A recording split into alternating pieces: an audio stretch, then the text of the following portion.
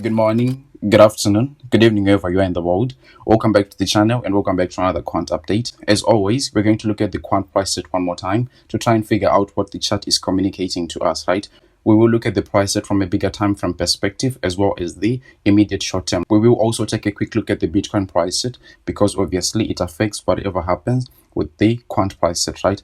And we'll tie all those things together to come up with a conclusion, right? But before I do that, I just want to ask you to delicately tap the like button, make it colorful if you are on mobile, right? Also, if you're interested in Quant, which I'm sure you are, I would encourage you to subscribe to the channel because I do TA on Quant on a regular basis. So yeah, feel free to subscribe to the channel, right? Without me running my mouth too much, let me quickly explain all these lines that you see on the price set so that you have less confusion on the price set. Let's begin here with the two horizontal lines, actually three horizontal lines that you see right here. Let me delete this one. Really, it doesn't matter that much. So yeah, we have this lower line here at $88. This is our major support for the Quant price set here. We also have got this range which I drew in the last couple of videos or something like that, which starts here at 108 108.5 or something like that, 109 up until the 112.5 dollar region, right? So this is major resistance on the Quant price set right here on a daily time frame. We also have got this downward sloping resistance. As you can see, we already have had 3 touch points already on the price set. So I'm sure all these lines you have understood them, right? Then we have this falling wedge which I showed you in the last couple of videos as well, and obviously falling wedges are bullish patterns with a success rate of about 66% to go and reach the price target. So yeah, good news, we have a 66% chance to go and reach our price target here, which is actually $123 $121, the minimum value, right? So yeah, I'm going to show you a pattern which has developed right here. We were forming something like a double top right here, but as I mentioned in the last videos, I was saying it's not yet confirmed until and unless we break below the neckline. We break and close below the neckline actually. So yeah, we didn't do something like that, but yeah, we still have got the resistance right here. We are now forming a different pattern in the shape of a symmetrical triangle, right? But before I go there, right, let me quickly show you what the moving averages are doing here on a daily time frame. So yeah, as I mentioned in the last video, that we were being supported here by the 20 DMA here. So yeah, it's still acted as support right there, and the bullish cross I was mentioning is now much more closer than ever, right? To put it into context, the last times we have had a bullish cross, you know, the other time it was right here, we had this massive pump.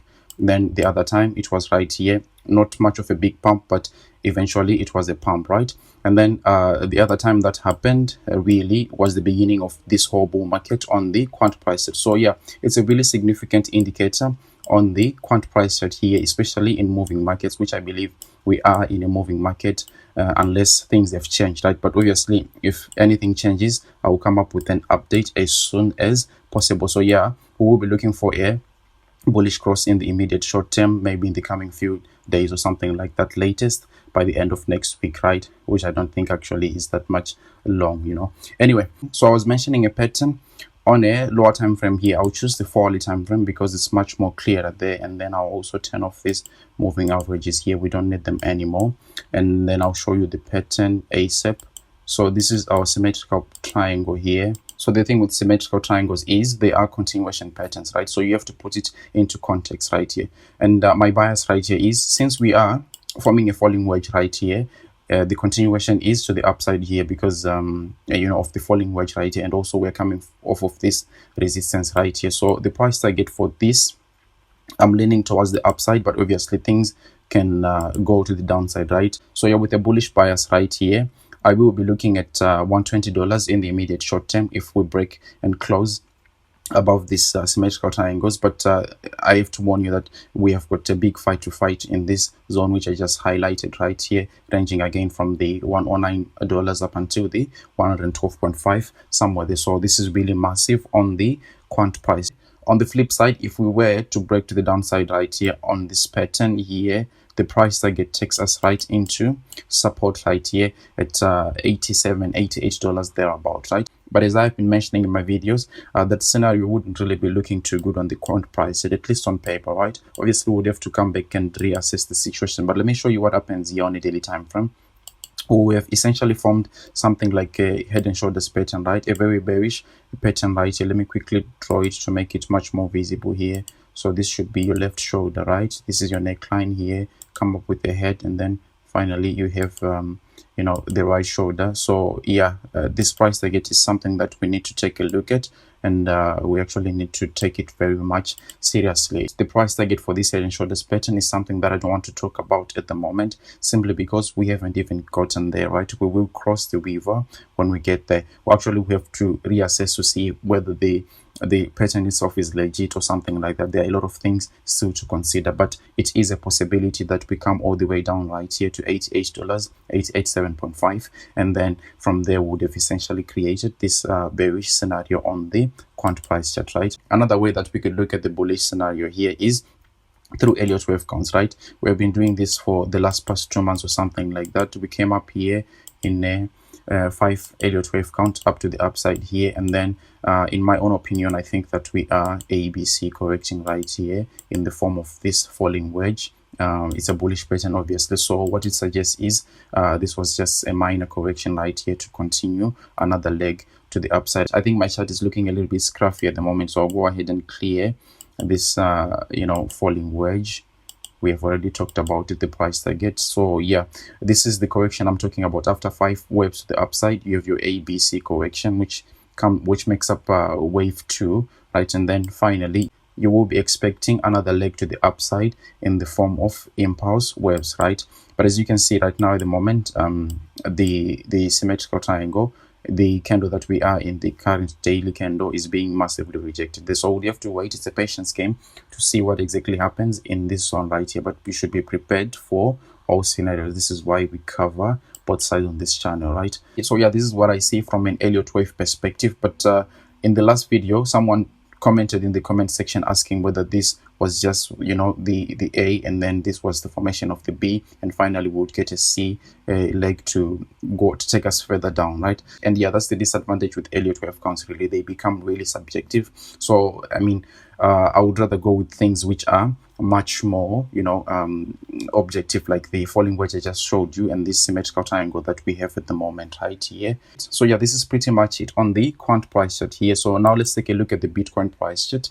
Now on the Bitcoin price chart, we are at a very critical point right here. We are sitting on top of the biggest support ever. This is the previous all-time high back then in 2017. So we are sitting on top of that. Obviously, 2 things can happen to the price. We can either break the support or we can bounce from the support right here. Now, let's begin here with this formation that is happening on the Bitcoin price, because we are looking at something like a double bottom forming right here. Obviously, not yet confirmed, far from it, but it's still a possibility, right? At the same time, this level here is a must hold level, right? Especially 17.6k, right? We shouldn't break below that level here, because when you take a look at it from Fibonacci retracement levels right here, from the very bottom of the last bull market up until the top of the bull market here, which was something like $69, right?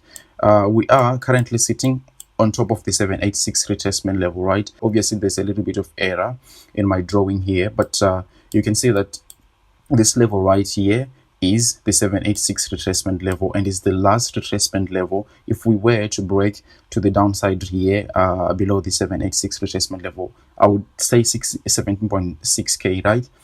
It's not going to be looking too good for the Bitcoin price chart, and obviously if it doesn't look too good for the Bitcoin price chart, it also is not going to be looking pretty good for the quant price chart. We haven't gotten there just yet. I'm just telling you a scenario that is possible right here. Another thing that this level is a must hold right here is, normally you would say that you are in an ABC correction if you hold this level right here, and you'll be looking for another leg to the upside right here on the Bitcoin price chart. But if we would break that support right here, essentially what that does is we would create 5 waves to the downside here, and this is bad news for the Bitcoin price and the crypto market in general, because if you have studied Elliott wave counts, you can understand that you know, once you start having something like that, especially from the top, right, this is what I was trying to say. If you have 1, 2, 3, 4, 5 waves to the downside here, you essentially get a ticket to go and create, you know, lower lows at the moment. So you'll be expecting an ABC correction, and finally you correct further downward, right? And it's the same thing that is happening here on the Bitcoin price, that if we were to break and close below 17.6k, which is the lowest low that we set here. So yeah, this is it from me.